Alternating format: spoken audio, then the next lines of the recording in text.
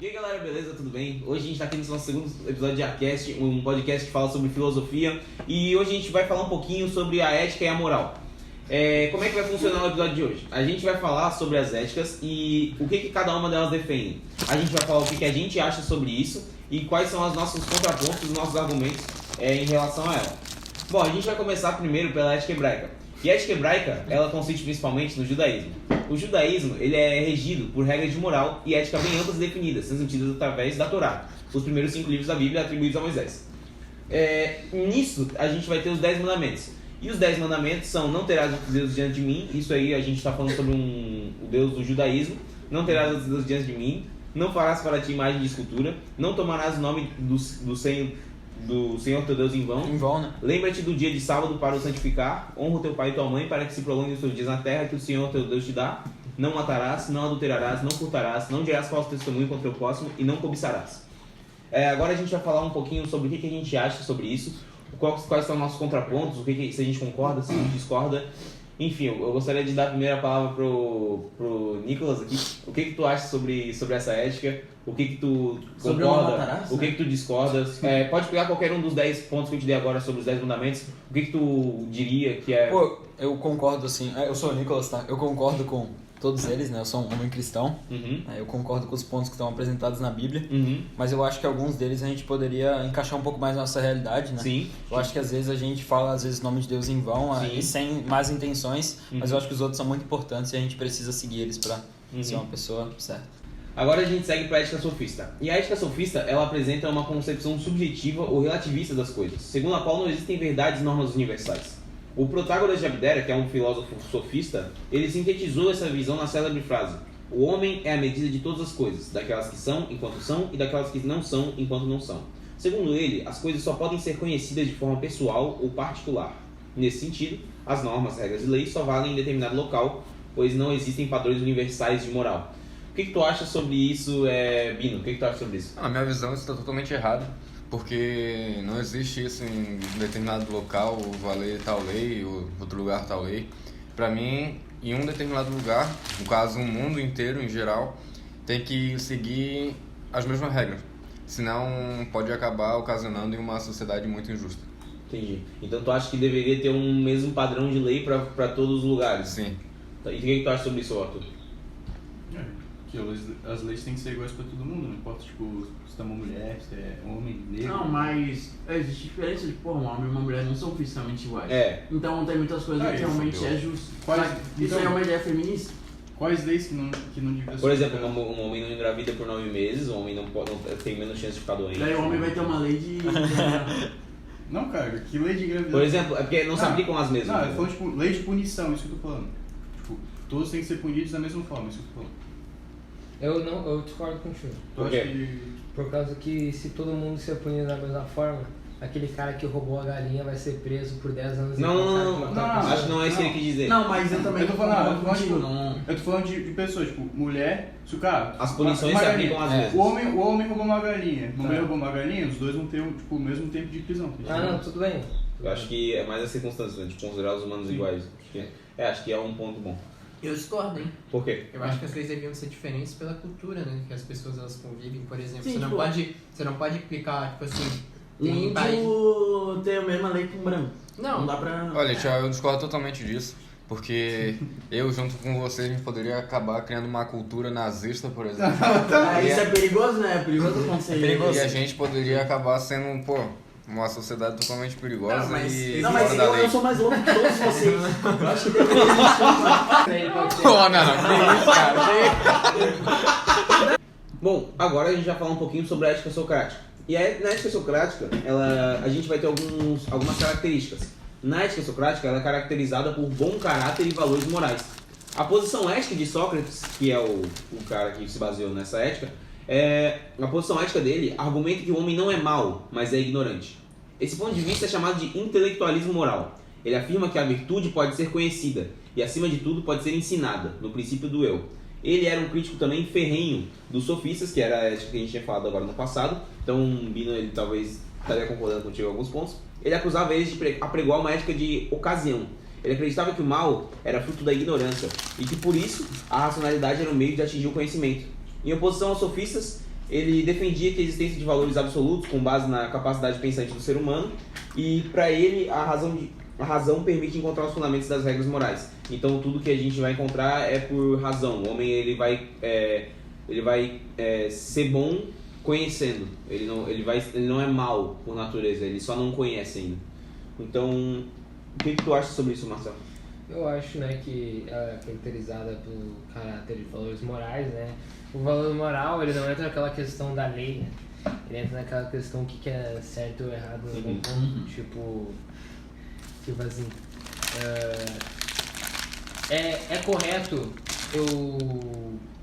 eu estou na lei, tudo bem, tem uma mulher, né, com a sua filha que quer atravessar a rua, uma rua movimentada, e em questão moral minha, né, vai dar lugar se eu fosse bom moralmente, eu pararia o meu carro e deixaria ela passar, entende? Mas a questão mal moralmente, nesse caso, eu não ligaria pra ela, eu ia ligar somente pra mim e entrar naquele meu ponto egocentrista, sabe? O que importa sou eu e não deixaria ela passar. E aí entra o ponto de Sócrates, porque segundo ele você não vai ser mal nessa situação, você só é ignorante. Exatamente. Você não conhece o suficiente pra poder ser bom. Então o que tu acha sobre essa parte dele? O que tu acha sobre essa... Tu acha que está certo? Eu acho que não. Eu acho que a maldade, né, desde que veio o pecado, ela é introduzida no mundo, né? Aí tu tá agindo, e tá falando mais sobre uma perspectiva cristã, sobre uma perspectiva... Sim, mas, tipo, eu não ponto de vista, não é... Talvez sim, talvez na maneira que a pessoa é criada, né? Tipo, o exemplo que ela tem um pai que é criminoso e o pai ensina pra ela que a polícia é do mal, você tem que fazer essas coisas pra se dar bem na vida, né? Exemplo, vender droga, você tá se beneficiando de algo, você tá se beneficiando de um vício da pessoa que não consegue largar aquilo. Sim. E algo completamente deturpado, assim. Sim, é um conhecimento, e mesmo esse conhecimento ainda é mal, né? Exatamente. Eu acho que até uma certa idade, né, eu acho que talvez sim seja ignorância, mas de um homem de 30 anos velho, eu acho que não é mais ignorância, mas eu acho que sim a maldade introduzida nele. Entendi. Alguém tem algum ponto a discordar, alguma coisa a adicionar? Eu concordo com tudo que ele disse mesmo, pelo ponto cristão, mas a gente já nasce mal. A gente já nasce com a maldade. Entendi, o ser humano já nasce mal, então. Também concordo. Eu acho até meio maquiavélico falar assim, né? Mas eu acho que sim, o homem ele é mal por natureza, né? Se tu for ler lá aquele livro lá, esqueci o nome agora. Capital? Não, é o Capital. Se tu for ler Saiu, ele fala que o homem nasce bem, né? Mas a natureza... mas a sociedade corrompe. Entende? Aí Maquiavel fala completamente ao contrário. Se tu for lá ler O Príncipe, que ele ensina, né? Ele fala sobre as questões de corrupção num povo que aceita essas coisas, entende? E no ponto de vista dele, o errado naquele certo ponto não é sim o governante corrupto, mas sim o povo que se deixa e aceita aquilo. Entendi. Entende? Alguém tem mais alguma coisa adicional? Mas é tipo, que nem hoje, né? A gente sabe como os governantes são... Ele só fala coisa óbvia. São ladrão e a gente não faz nada. A gente só deixa o Brasil lá e vai cada vez mais pra baixo. É uma forma de conhecimento e mesmo assim somos maus. Como é uma ética muito mais liberal, assim, vamos dizer, essa busca pela verdade, pelo debate ou até mesmo pela virtude do autoconhecimento, eu acho que é muito bom. Porque existem muitas coisas hoje que, pelo nosso tanto de conhecimento que a gente tem na internet ou esse tudo, acho que a gente não consegue buscar realmente, a gente não procura. Eu acho que essa ética ela é uma boa, assim, pra gente realmente pesquisar sobre a verdade, ou debater até mesmo sobre crenças ou algo, pra você seguir uma filosofia de vida. Eu acho que essa ética é uma... Então não é por falta de oportunidade. Agora a gente vai falar sobre a ética platônica. E a ética platônica, ela vai consistir na busca da felicidade por meio não somente do indivíduo, porque o indivíduo ele não pode ser feliz em uma comunidade viciosa, mas também a coletividade deve alcançar tal felicidade. Estabelecer os conceitos que a maneira de não incutir dúvidas entre aqueles que interagem. Então ele vai aprofundar muito as ideias de Sócrates, da ética socrática que a gente acabou de ver, e ele vai propor uma volta ao mais simples, ao mais antigo. E nisso, ele argumenta que a sociedade deveria ser governada pelos filósofos e que também, porque só eles seriam capazes de compreender o supremo bem, alcançando no seu grau máximo. E segundo ele também, a prática da justiça caberia aos filósofos e as virtudes menores seriam desenvolvidas pelos soldados e trabalhadores comuns. Então, nesse ponto, eu acho que há muitas discordâncias. Eu gostaria de passar a palavra para o Itchel. O que tu acha sobre isso, Itchel? Eu acho que eu discordo totalmente, porque bota o poder das ideias todos nos filósofos e bota a sociedade como se fosse burra, assim, entendeu? Que não tivesse poder nenhum. Já aconteceu isso, né? Tanto na Igreja Católica, que ela, em questão da Bíblia, e eu acho que futuramente, de um jeito ou de outro, isso não funcionaria, porque isso acabaria resultando numa revolução, as ideias do iluminismo, reforma protestante, essas coisas. Então eu acho que se fosse fazer isso numa era atual, ou até mesmo, sei lá, era medieval, acho que não daria certo, porque bota todo o poder concentrado, né? As pessoas iam ficar putas alguma hora, né? Ficar bravas. Entendi. Bom, agora a gente vai partir para a ética aristotélica. E na ética aristotélica a gente vai usar ela vai servir de condução para o ser humano à felicidade, no sentido mais amplo da palavra. E é em toda a interação, na dinâmica do convívio social, que se possibilita transparecer os valores éticos e morais humanos, assim como o desenvolvimento deles. Então ele buscava, enquanto Platão ele vai buscar no mundo ideal a base para a prática do bem, Aristóteles ele vai propor um caminho aparentemente contrário. Segundo ele, a lei que governa a sociedade deveria levar em consideração as limitações humanas e criar instituições capazes de promover o bem e reprimir o mal. Agir corretamente é o mesmo que praticar a virtude, ou seja, buscar o equilíbrio entre dois vícios, o excesso e a escassez. Para ele, a indignação justa é um meio termo entre a inveja e o despeito. Em uma de suas obras ele vai afirmar: a pessoa caracterizada pela indignação justa sofre em face do sucesso merecido de alguém. A invejosa sofre com qualquer forma de sucesso, e a despeitada alegra-se com a desventura de qualquer pessoa. A fim de resolver esse dilema, Aristóteles sugere que uma ética de meio termo, com base na qual ser virtuoso corresponde a buscar equilíbrio nas relações sociais. Para ele, a ética está vinculada à política, pois visa o bem individual, enquanto a política busca o bem comum público. O bom exercício do poder político, segundo ele, pressupõe a atenuação das desigualdades entre o cidadão. Então envolve muito a busca das virtudes, que ela vai te dar a felicidade. Nisso, eu acho que isso poderia ser bem aplicado hoje em dia. Hoje em dia a gente tem muitos problemas também com a geração neném e várias coisas. As pessoas elas estão muito tirando essa parte das virtudes, e isso é uma coisa muito importante hoje em dia para a sociedade. A honra, as coisas que as pessoas normalmente buscavam, hoje em dia elas não buscam mais. E a virtude ela era algo muito importante para a busca não só da felicidade, mas também da honra e de todas as coisas. E isso está sendo um pouco apagado na sociedade hoje em dia. Tu concorda, Nicolas? Eu concordo muito, mano. As pessoas não estão mais buscando a honra delas, estão fazendo todas as coisas sem pensar. Eu acho que essa ética aí é muito correta. Alguém tem mais alguma coisa a adicionar? Eu acho que o Abel é um cara muito importante nessa ideia, até porque ele publicou alguns artigos anteriormente sobre Platão. É Platão que falou isso daí? Não, desculpa. Aristóteles. Eu acho que o Abel é um cara importante nesse debate. Obrigado. O que tu acha sobre isso? Porque eu já contribuí muito também pra essas coisas assim, tipo, que eu estudo bastante sobre o Aristóteles. Agora a gente já partiu pra uma ética que inclusive eu tenho um amigo meu que ele segue essa ética bastante, que é a ética estoica. O Marcos Itchel segue bastante essa ética. Ele é uma ética baseada numa ética rigorosa, de acordo com as leis da natureza, que ela vai assegurar que o universo é governado por uma razão universal divina. Dessa forma, para os estoicos, a felicidade vai ser encontrada na dominação do homem ante as suas paixões. Então ele vai meio que tirar todos os vícios e as suas paixões para ele alcançar a felicidade. O que tu acha sobre isso, Michel? Cara, eu acho que você, seguindo o estoicismo, né, você serve totalmente ao seu Deus, né, que você está servindo. Então, os vícios da pessoa, quanto mais você domina eles, mais você meio que domina a si mesmo.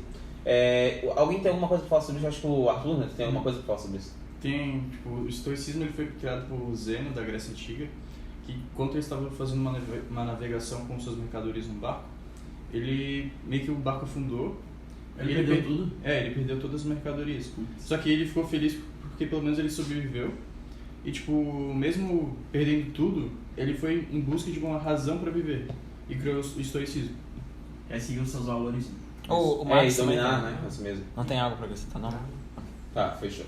Agora a gente vai falar um pouquinho sobre a ética medieval. A ética medieval ela vai ter a função de ordenar a vida pessoal e social pelo mesmo conjunto de virtudes, em busca da paz e da felicidade.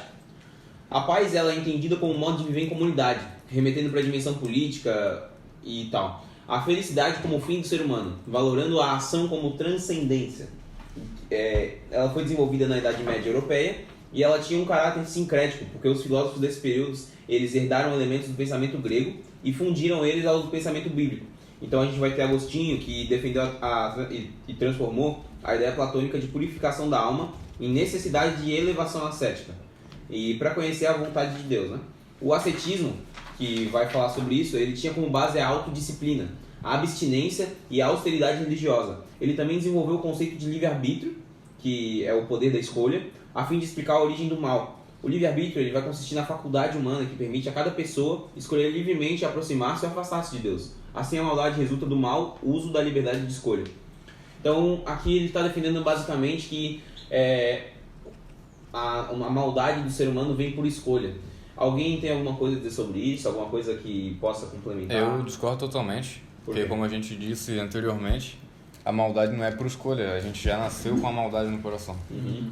É até uma parte bíblica, né, que diz sobre isso. E o que tu tem a dizer sobre isso, Abel? Que, tipo, a gente não é bom por natureza, a gente já é mal, segundo a Bíblia. Então, tipo, não tem essa coisa de, eu sou mal porque eu não tenho informação que eu não sei, que eu sou ignorante. É porque a gente sabe que é mal e a gente é mal e quer continuar sendo mal. Entendi. Então, quem não quer continuar sendo mal pode ser bom. Tu concorda com a ética medieval nesse ponto? Concordo. Tá, entendi. Agora a gente vai falar um pouquinho sobre a ética kantiana. Na ética kantiana, a gente vai fundamentar-se única e exclusivamente na razão. As regras são estabelecidas de dentro para fora, a partir da razão humana e a sua capacidade de criar regras para sua própria conduta. Isso garante a laicidade, independência da religião e a autonomia, independência de normas e leis e da moral kantiana. Então o que ele vai defender aqui? Que o ser humano ele é capaz de formar as suas próprias leis. Que o ser humano ele é capaz de ser independente de sua religião e que as leis elas podem ser estabelecidas por ele. Alguém tem alguma coisa aqui a dizer sobre ou contra isso? Eu discordo completamente da ideia dele, porque se fosse assim ia ser tipo uma sociedade anarquista sem leis, porque cada um ia falar, tipo, minha lei é tipo isso, eu posso matar se quiser. Não é bem anarquista, porque anarquista ele defende a ausência do Estado. Aqui Kant não está defendendo tão bem a ausência do Estado, ele está defendendo que o ser humano pode criar as leis dele. Sim, eu tô falando anarquista no sentido de fazer o que quiser. É isso, tipo, porque sem leis. O ser humano tendo controle sobre suas próprias ações, ele poderia fazer o que ele quiser. Entendi mais ou menos, mas eu acho que pode ser adaptável, né, a coisa dele, porque tipo, pode seguir algumas leis básicas que seriam tipo de consenso geral, mas tem algumas leis eu acho que precisam ser acrescentadas pelo ser humano, que eram coisas que não existiam antigamente, né, e com o passar do tempo tu precisa acrescentar novas leis. Então tu discorda de Kant no ponto de que o ser humano pode fazer todas as suas próprias leis? No extremismo dele seria tu seria um discordante, beleza. Alguém tem mais alguma coisa a acrescentar? Não. Bom, agora a gente vai falar um pouco sobre a ética marxista, um pouco polêmica. A gente vai falar um pouquinho sobre ela. Ela se baseia nos pensamentos do filósofo Karl Marx e ela supõe um processo revolucionário na construção de uma nova forma de sociedade, que ela vem a partir de novas relações econômicas, sociais, políticas, culturais e educacionais construídas de forma consciente, livre e responsável pela classe trabalhadora, antagônica, né, oposta à ética capitalista. Ela propôs a teoria do materialismo dialético, segundo o qual o ser social determina a consciência. De acordo com ele, o modo como a sociedade se organiza para a produção econômica condiciona o desenvolvimento das estruturas sociais, dentre elas a religião, a política, a educação, a moral, etc. Isso significa que as manifestações da consciência do ser humano, como a moral, são determinadas pelo modo produtivo de economia. Para ele, da mesma forma que na economia os modelos produtivos são mutáveis ao longo do tempo, os modelos éticos e morais tendem a variar também. Além disso, o filósofo considerava a moral uma das formas de controle ideológico da sociedade, visto que ele divulga e critica severamente os valores da classe dominante. Alguém tem alguma coisa a discordar sobre isso? Eu tenho muitas coisas a discordar sobre isso. Primeiramente, vou falar que eu não tenho nem o que dizer sobre esse pensamento. Um ideal socialista é ridículo, de uma sociedade invejosa, egoísta. Eu não tenho nem o que falar. Pra mim, socialismo é uma merda. Vou falar, pra mim o socialismo é uma merda. Sim, ele vem da Eu sou um cara totalmente que apoia o capitalismo. E pra mim o socialismo, cara, não dá. E tu, Marcelo, o que tu acha? Eu discordo do ponto de vista do Bino por causa que o capitalismo é falido e as pessoas ainda vão continuar sendo exploradas se continuarem com o seu... Cala a boca. Esse é o mal necessário. É o mal necessário. A teoria marxista é ruim só por... Cada um fala. Deixa eu falar. É um debate. Quero ver, fala então, fala aí. Agora a gente se acalmou um pouquinho, é um tema bem polêmico. Vamos continuar aqui no ponto que o Marcel tava. O que ele tava falando? O capitalismo é falido e explorador. E as pessoas ainda vão continuar sendo exploradas se continuarem com esse método e com esse modelo. Então me fala algum país socialista que deu certo, que não seja o capitalismo, já que ele é falido. Nenhum país não tem, até porra, hoje em dia abordou um sistema do socialismo científico de Friedrich Engels e Karl Marx. O único país que chegou perto, né, de se aplicar foi a União Soviética nos tempos do Stalin, né? Depois veio o seu reformador Lenin, que aí se aplicou um socialismo mais variado, né? Em um certo tempo na União Soviética não existia mais desemprego. E aí a gente tá falando mais sobre um pouquinho de ideologia política, mas isso entra bastante também na ética marxista, porque ela vai formar essa nova sociedade. Tu tem alguma coisa a dizer? Sim, que o Marcel até falou do socialismo, mas do Karl Marx, a ideia dele é o comunismo. Só que o comunismo nunca chegou a ser implantado realmente num país. Porque ele é utopia. Porque, tipo, não existe. A ideia do comunismo é linda, só que... Ela impõe que o ser humano teria que ser bom em sua essência, mas o ser humano em sua essência ele é mau. O ser humano é pecador e ele vai ser egoísta. E cada vez mais, tipo... Se cada um ganhar a mesma coisa, sempre vai ter alguém que vai querer mais. Então não tem como... Eu acho, do meu ponto de vista, que já que eu trabalho, né... Como meu ponto de vista é o seguinte: tem um burguês lá, né, que ele me contrata para trabalhar na fábrica dele, né, e mais 1000 funcionários. Tá? Se eu produzo a matéria-prima e ele vende essa matéria-prima do meu trabalho que eu fiz, no meu ponto de vista lógico, então a fábrica nos pertence, então, entende? Não pertence sim ao burguês. Mas isso não criaria uma forma meio anarquista de governar uma sociedade? Porque, por exemplo, se a fábrica pertence a todos os funcionários, de que forma, quem que seria o líder, então? Quem seria quem ia liderar e quem iria ter o controle sobre as pessoas? O comunismo, ele já vem desse certo ponto de não existir hierarquias na sociedade, mas sim um sistema completamente igualitário. E por conta da ética capitalista implantada desde lá do feudalismo da sociedade, as pessoas ainda vão continuar gananciosas e más umas com as outras, egocêntricas, e a sociedade não vai evoluir, né, como pode dizer, como a comunidade em si. E de que forma tu acha que poderia ser implementada essa ideia socialista, de forma que os seres humanos não não fossem, como eu posso dizer, gananciosos, não fizessem mais um que o outro, e assim formassem uma sociedade igualitária? Por exemplo, quem governar, quem for o Estado nessa ideia, vai ser sempre um ser humano. Então, como é que tu vai garantir para mim que esse ser humano não vai querer fazer alguma coisa de errado, que ele não vai querer mais ou menos? No meu ponto de vista, se a gente for implantar já uma ditadura referente a isso contra a burguesia, eu acho que o Estado não seria... O Estado, quem comandaria seria todos nós. A opinião da maioria. Né? Mas a gente teria que precisar de um certo pensador ali principal, né? Que seria o líder da revolução, como a gente tem vários aí. A gente tem o Mao Tse, a gente tem o Che Guevara aí em Cuba, né? E para implementar esse sistema, essa rebelião contra a burguesia. Então tu acha que teria que ter um líder para ele fazer a revolução e a população para estabelecer as decisões? Sim. Tá, então a população estabelecendo as decisões, tu não acha que elas são muito...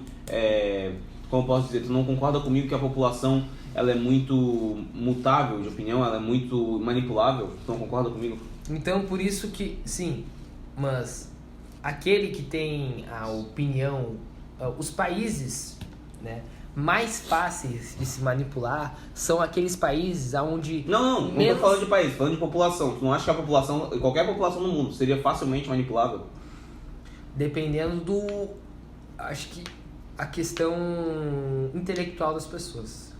Não, mas aí a gente vai pegar a média. A média de qualquer país do mundo, na minha opinião, e na opinião histórica, se tu for olhar a história, todas elas foram facilmente manipuladas por comerciais, por ideias, por dinheiro, por qualquer coisa. Você vê hoje em dia as pessoas comprando votos e tal. Como é que tu me garante que uma sociedade na qual a população decide daria certo se a população mesmo é manipulável? Então ela seria manipulável geralmente por quem tivesse algo a mais, algo a oferecer. Então como é que tu me garante que ela não seria manipulada para tomar as decisões? Mas então, por isso que a gente precisa de um líder que saiba... Mas não era a população que ia tomar as decisões? Sim. Então o líder vai fazer o quê? O líder vai distribuir as ideias à população. Mas e quem não pegar a ideia? Aí quem não pegar a ideia... Fuzilar? Tem... Então eu acho que essa questão da pena de morte, né? No comunismo, eu acho que ele tem que ser implementado às pessoas, os donos, né? Os burgueses e nós que somos assalariados proletários, nós temos que nos rebelar e fazer o nosso Estado pretendente de um líder comandar as nossas ideias. Então, por isso que um dos líderes não pode ser um líder... Tá, então tu vai estabelecer... Tem que ser um líder que tem um ideia de pensamento como a maioria. Tá, entendi. Então tu vai estabelecer todo o poder na mão de um homem, que é o líder. Sim. Tá, e como é que tu me garante que esse homem não vai fazer nada de errado? Sendo ele um ser humano. Então, foi daí que surgiu... Foi desse ponto que nunca teve, que o comunismo nunca chegou perto de se realizar e nunca teve... O socialismo, ele sempre foi deturpado as ideias. Sempre as ideias foram... nunca foram no que realmente estava descrito na teoria. Entendi. E nunca pode nem sair da teoria, eu acho, né? Tu não concorda comigo que é um pouco utopia essa ideia? Não concordo. Por quê? Porque tu acha que vai ter alguém que possa fazer isso? Tu acha que tem alguém que é qualificado pra isso? Eu acho que a gente, aniquilando a burguesia, a maldade no mundo, vai prevalecer as ideias boas. Eu acho que a gente aniquilando a burguesia... Tá, parei, pausa. Só pra falar, tá? Eu não concordo nada com isso. Eu só fiz porque eu tentei pensar como um comunista pensa. Não, mas esse é o pensamento horrível. Então, geralmente é achando que o Márcio era socialista, tá? Eu acho que não. Capaz da Bel Gonvoda. Então, rapaziada, esse foi o nosso podcast aí, tá? Com a nossa comunicações de ideias aí, né? Cada um deu o seu ponto de vista, cada um falou o que acha, entende? Então, muito obrigado aí por assistir até o final, e é isso.